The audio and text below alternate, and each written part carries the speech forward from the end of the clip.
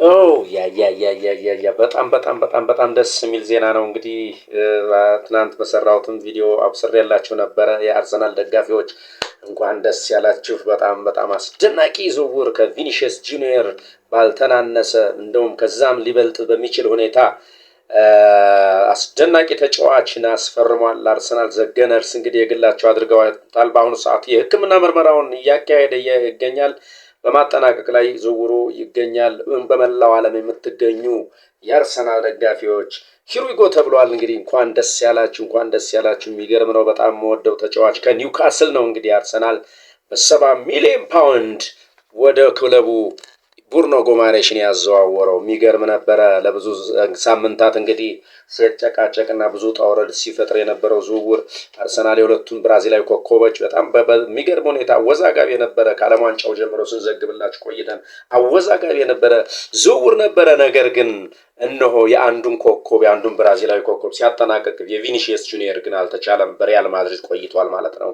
ቡርኖ ጎማሬሽ ግን በ70 ሚሊዮን ፓውንድ አርሰናልን ተቀላቅለዋል። ዋው! ይህ አስደናቂ ሚድፊልደር 1 ሜትር ከ82 ሳንቲሜትር ቁመት የሚረዝመው የኒውካስሉ ተጫዋች የቦክስ ቱ ቦክስ ሚድፊልደር ነው። የመሃል ተመላላሽ ነው። የማይሰለቸው የማይታከተው እጅግ ድንቅ ነው። ከዲክላን ራይስ ጋር እንግዲህ ከፍተኛ ጥምረትን ይፈጥራሉ ተብሏል። በጣም የሚገርም ነው። እንግዲህ የሊጉ ከፍተኛ በእንግሊዝ ፕሪሚየር ሊግ ከፍተኛ ሬቲንግ ያለው ተጫዋች ነው ቡርኖ ጎማሬሽ።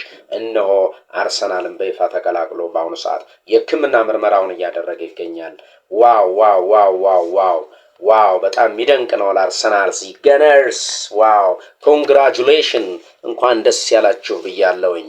የሚገርም ጨዋታን በቀጣይ የሚገርም ፉክክርን በእንግሊዝ ፕሪሚየር ሊግ ውስጥ እናያለን። ይህ አስደናቂ ተጫዋች እንግዲህ በይፋ የአርሰናል ተጫዋች ሆኗል። ለቪኒስ ጁኒየር እንግዲህ በሎስ ብላንኮቹ ቤት ለመቆየት ምክንያቱ ታውቋል። እንግዲህ አርሰናል እንዳልኳቸው እነዚህ የዓለም ከዋክብቶች ድንቅ የዓለም ተጫዋቾች ዘቱ ብራዚሊያንስ እንግዲህ በጣም ደስ የሚሉ ኮከቦች ነበሩ። የሚገርሙ ተጫዋቾች ናቸው። ለብዙ ሳምንታት እንግዲህ አርሰናል ድርድሩን ሲያደርግ ቆይቶ በስተመጨረሻ ግን የአንዱ ሲሳካ የቪኒሺየስ ጁኒየር ግን ሳይሳካ ቆይቶ በሎስ ብላንኮቹ ቤት ይቆያል ተብሏል። እንግዲህ ቪኒሺየስ ጁኒየር እንግዲህ ይሄ ነገር እንግዲህ ሊጠናቀቅ የቻለ ወይም ደግሞ ቪኒሺየስ ጁኒየር በሉዊስ ብላንኮቹ በሪያል ማድሪድ ቤት ይቆያል የተባለበት ምክንያት ዋነኛው ምክንያት ስፔሻል ዋን ናቸው። እንግዲህ ስፔሻል ዋን እንግዲህ ሪያል ማድሪድ አሰልጣኝ መሆናቸው በይፋ ከታወቀ በኋላ ነው እንደ ባልድሮ እንግዲህ ብቃታቸውን እያሳዩ አነጋጋሪነታቸው ቀጥሏል። ስፔሻል ዋን አሁን ድንቅ ስራን እየሰሩ ነው። ቪኒሺየስ ጁኒየርን እንግዲህ በክለቡ እንዲቆይ ያደረጉት እንዲቆይ ዋናው ምክንያት ትልቁን ሚና የተጫወቱት እንግዲህ ስፔሻል ዋን ወይም ደግሞ ጆዜ መሪኖ ናቸው።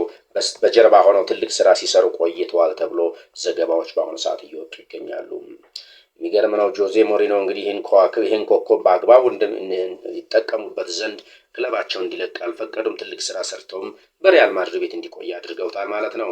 እንግዲህ ክለቡን በ2018 የተቀላቀለው ቪኒሺየስ ጁኒየር ይህ ድንቅ ብራዚላዊ የሪያል ማድሪድ የክንፍ ተመላላሽ በ375 ጨዋታዎች አድርጎ 128 ጎሎችን ያስቆጠረ 14 ዋንጫዎችን ከፍ አድርጎ የሳመ ድንቅ ተጫዋች ነው። የ2024 የዓለም ዋንጫ የፊፋ ምርጡ ተጫዋችም ተብሎ ተመርጦ ነበረ። እጅግ አስገራሚና ድንቅ ብቃት ያለው ተጫዋች ነው። በዚህ ሰዓት በሪያል ማድሪድ ቤት ይቆይ ዘንድ ስምምነቶችን አድርጓል። ረዘም ያለ ኮንትራትም እንደሚሰጡት ስምምነት ላይ ደርሷል። ሪያል ማድሪድ ትልቁን ዝውውር የአንድ ሞንዴን አድርጓል። የአንድ ሞንዴ እንግዲህ እጅግ ፈጣን የሆነ ተጫዋች ነው። ይህን ተጫዋች ሪያል ማድሪድ የግሉ አድርጎታል። ፈጣን የሆነ ተጫዋች ነው። የሚገርም ተጫዋች እጅግ በጣም ፈጣን ነው። በትልቁም ይጠበቃል። በሪያል ማድሪድ ቤት እንግዲህ የዓለማችን ኮከብ ይሆናል ተብሎ በትልቁ የሚጠበቅ ተጫዋች ነው። እንግዲህ የአንድ ሞንዴን ሪያል ማድሪድ የግሉ ማድረጉን ካሁን በፊትም ዘግበንላችኋል። በአሁኑ ሰዓት እንግዲህ እሱም የሕክምና ምርመራውን በማድረግ ላይ ይገኛል። የማድሪድ ደጋፊዎች ሮድሪ ይምጣልን ከማንቸስተር ሲቲ ሮድሪ እንግዲህ ሪያል ማድሪድን ለመቀላቀል ከፍተኛ ፍላጎት ካላቸው ተጫዋቾች አንዱ ነበረ። በዓለም ዋንጫ ላይ ድንቅ ብቃቱን ያሳየው ይህ ሮድሪ ዘግበንላቸው ነበር ከአሁን በፊት። ሪያል ማድሪድን መቀላቀል ይፈልጋል። ተጫዋች በጣም ከፍተኛ ፍላጎት አለው። ነገር ግን ሪያል ማድሪድ ዝውውርና አዘግይቶታል። እስካሁን ድረስ አከራካሪ ነበረ። የሪያል ማድሪድ ደጋፊዎች ግን በአሁኑ ሰዓት በከፍተኛ ተቃውሞ ሮድሪን እንፈልጋለን፣ ወደ ክለባችን እንዲመጣ ሮድሪ ይምጣልን እያሉ ከፍተኛ ተቃውሞ እያደረጉ ይገኛሉ። ቪኒሺየስ ጁኒየር በሪያል ማድሪድ የረጅም ጊዜ ኮንትራት ለማስፈረም ስምምነት ላይ ደርሷል። እስካሁን 8 ዓመት በበርናባው ቆይቷል። ነገር ግን ቪኒሺየስ ጁኒየር 8 ዓመቱ ለኔ በጣም ትንሽ ነው፣ ከዚህም በላይ በዚህ ድንቅ ክለብ እቆያለሁ እያለ ሀሳቡን አጋራን ይገኛል። ይቺ 8 ዓመት ለኔ ትንሽ ናት።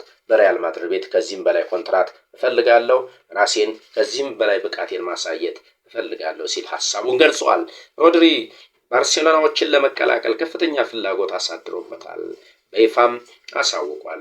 ባርሴሎናን መቀላቀል እፈልጋለሁ ሲል ሀሳቡን ገልጿል። ከማንቸስተር ሲቲም ጋር ቀጥተኛ ያልሆኑ ድርድሮች ከባርሴሎና ጋር ተጀምረዋል። ባርሴሎና ተጫዋቹን ለማዘዋወር እንግዲህ ትልቅ ጥረትን እያደረጉ ይገኛሉ።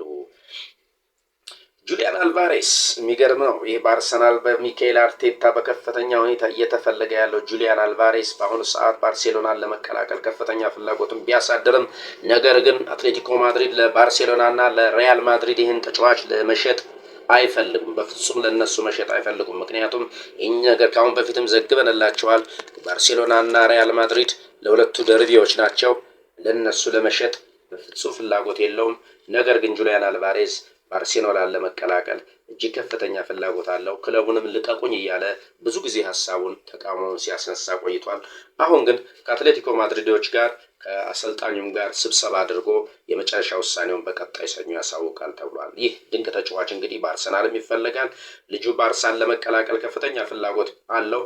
ክለቡም ተጫዋቹን አጥብቆ ይፈልገዋል። እንግዲህ ክለቡ ይህ ተጫዋች እንዲለቅበት አይፈልግም። አትሌቲኮ ማድሪዶች ከቡድናቸው እንዲወጣ አይፈልግም። እጅግ ድንቅ የሆነ በአርጀንቲና ተጫዋች ብሔራዊ ተጫዋች ነው። በጣም ድንቅ ተጫዋች ነው። አትሌቲኮ ማድሪድ ተጫዋቹን መልቀቅ አይፈልግም። ተጫዋቹ ደግሞ በአትሌቲኮ ማድሪድ መቆየት አይፈልግም። ባርሴሎናን እጅግ አጥብቆ የሚፈልግ ተጫዋች ነው። በቀጣይ እንግዲህ በሚያደርጉት ስብሰባ የሚወሰን ይሆናል። ስለዚህ ከዚህም አትሌቲኮ ማድሪድ እንግዲህ ለባርሴሎና መሸጥ ስለማይፈልግ በቀጣይ እንግዲህ ከስታፍ አባላትና ከአሰልጣኙ ጋር ስብሰባ ያደርጋል ይህ ተጫዋች ማለት ነው። አርሰናል ግን በከፍተኛ ሁኔታ እስካሁን ድረስ ይህን ተጫዋች በአጥቂ መስመር ላይ ለመጠቀም ይፈልጋል። ምክንያቱም የጊኬሬሽ በአርሰናል ያን ያክል ውጤታማም አይደለም በአጥቂ መስመሩ ላይ። ስለዚህ አርቴታ እስካሁን ድረስ ጁሊያን አልቫሬዝን ለማዘዋወር ጥረት እያደረገ ይገኛል። መጨረሻውን እንግዲህ በቀጣይ የምንመለከት ይሆናል። ፊፋ ይቅርታ ጠየቀ። የሚገርም ነው። የዓለማችን እንግዲህ የእግር ኳስ ባለስልጣን የሆነው የእግር ኳስ ኃላፊ የሆነው ፊፋ ባለፉት ከአሜሪካ ፕሬዚዳንት ጋር ከዶናልድ ትራምፕ ጋር ሲያሽቃብጥና ስህተቶችን ሲሰራ የነበረው ፊፋ እንደገና ደግሞ የዓለም ዋንጫውን ለባለድርሻ አካላት በአክሲዮን እንሽጥ ብሎ ባነሳው ሀሳብ ምክንያት የዓለም የእግር ኳስ አባላት የእግር ኳስ ታላላቅ ክለቦችና የእግር ኳስ ባለቤቶች እጅግ በጣም ከፍተኛ የሆነ ተቃውሞ በፊፋ ላይ አንስተው ነበረ። ያንንም እንግዲህ እሸጣለሁ ለድርሻ አካላት እሸጣለሁ ያለውን ሀሳብ አንስቶ ይቅርታ በይፋ ይቅርታ ጠይቋል። ፊፋ ይቅርታ ጠይቀዋል። ለቀጣይ ምርጫም እንግዲህ ጃኒ ኢንፋንቲኖ እኚህ የፊፋው ፕሬዚዳንት በብዙ ደረጃ እንግዲህ እምነት እያጡ ይገኛሉ። ምክንያቱም ከትራምፕ ጋር ሆነው በቃ ዓለምን በእጃቸው ስር የተቆጣጠሩ መስሏቸው ነበረ። በዓለም ዋንጫው ላይ እጅግ አስከፊ የሆኑ በጣም በሙስና የተሞሉበትን ሁኔታ ሲፈጽሙ ነበረ። ዶናልድ ትራምፕ አጋር በመሆን እንግዲህ በዓለም ዋንጫ ላይ ቀይ ካርድ የወጣበትን የአሜሪካውን ተጫዋች ተመልሶ እስከ ማስገባት ብዙ ነገሮች ሲደረጉ ብዙ ግፎች በክለቦች ላይ እንደገና ደግሞ የተለያዩ ነገሮችን መጥፎ ነገሮችን ከትራምፕ ጋር አብረው በመተባበር ሲያደርጉ የነበሩት እንግዲህ እኚህ ጃኒ ኢንፋንቲኖ የፊፋው ፕሬዚዳንት በይፋ ይቅርታ ጠይቀዋል። ነገር ግን በዓለም ዋንጫው ሰዓት ከትራምፕ ጋር ያሳዩት ሂደት ሁሉም የስፖርት ቤተሰቡ በእሳቸው ላይ እምነት እንዳይኖረው አድርጓል። የእንግሊዝ እግር ኳስ ፌዴሬሽን እጅግ ተቃውሞውን አቅርቧል። የአውሮፓ የእግር ኳስ ማህበር እጅግ ተቃውሞውን አቅርቧል። ስለዚህ እኚህ ሰው በቀጣዩ ውድድር ላይ የማሸነፍ ቻንሳቸው እጅግ የወረደ ነው ተብሎ እየተነገረ ይገኛል። ምክንያቱም በጣም ብዙ የዓለማችን የእግር ኳስ ፌዴሬሽኖች የእግር ኳስ ባለስልጣናት በእሳቸው ላይ ያለው እምነት እጅግ የተሸረሸረ ሆኗል። ምክንያቱም ከዶናልድ ትራምፕ ጋር ሆነው የማይገባ ስህተቶችን ሲፈጽሙ ቆይተው በስተመጨረሻም ደግሞ የዓለም ዋንጫ እንግዲህ ለድርሻ አካላት ይሸጥ በማለት ትልቅ ስህተት ሰርተው ነው በአሁኑ ሰዓት ይቅርታ እየጠየቁ የሚገኙት። ለማንኛውም ተቃውሞ ጠንክሮ ቀጥሏል። ሲቲዎች ሲቲዝንስ የቼልሲውን ኢንዶ ፈርናንዴዝን ለማስፈረም ከፍ ዝቅ እያሉ ይገኛሉ። ልጁም ቼልሲን ለመልቀቅ ይፈልጋል። ቼልሲዎች ግን እሱም መልቀቅ አይፈልጉም። በቀጣይ የዚህ ልጅም መዳረሻ የት ይሆናል ዘግበው ይሆናል። እንግዲህ ሊቨርፑል ስንመለከት ብራድሊ ባርኮላን እና መባየንን ከፒኤስጂ ለማዘዋወር ከፍተኛ ፍላጎት አሳድረዋል። ከፍተኛ ስራም እየሰሩ ይገኛሉ። ነገር ግን ዋጋቸው እጅግ በጣም ብዙ ስለሆነ ይህ ለሊቨርፑሎች ሌላ ራስ መታት ሆኗል። እነዚህ ድንቅ ተጫዋቾችን ለማዘዋወር ትልቅ ስራ ቢሰራም ፒኤስጂ ግን የለጠፈባቸው ዋጋ የማይገመት የማይታሰብ ሆኗል ለሊቨርፑል። ተጫዋቾቹ ግን ብራድሊ ባርኮላ እና ባይን በጣም በሊቨርፑል ፕሮጀክት እጅግ ደስተኞች ከመሆናቸው የተነሳ ሊቨርፑልን ለመቀላቀል በጣም ደስተኞች ናቸው። አድማጭ ተመልካቾቻችን እንግዲህ ለዛሬ ያዝንላችሁ የዝውውር ዜናዎችና ስፖርታዊ ዜናዎች እነዚህን ይመስሉ ነበረ። በቀጣይ ቪዲዮ እስከምንገናኝ ፕሊዝ ላይክ፣ ሼር፣ ሰብስክራይብ ማድረጋቸው አይረሳ። ቀጣይ በሌላ ቪዲዮ እስከምንገናኝ ሰላም ቸር ሰንብቱልን። ጤና ይስጥልን።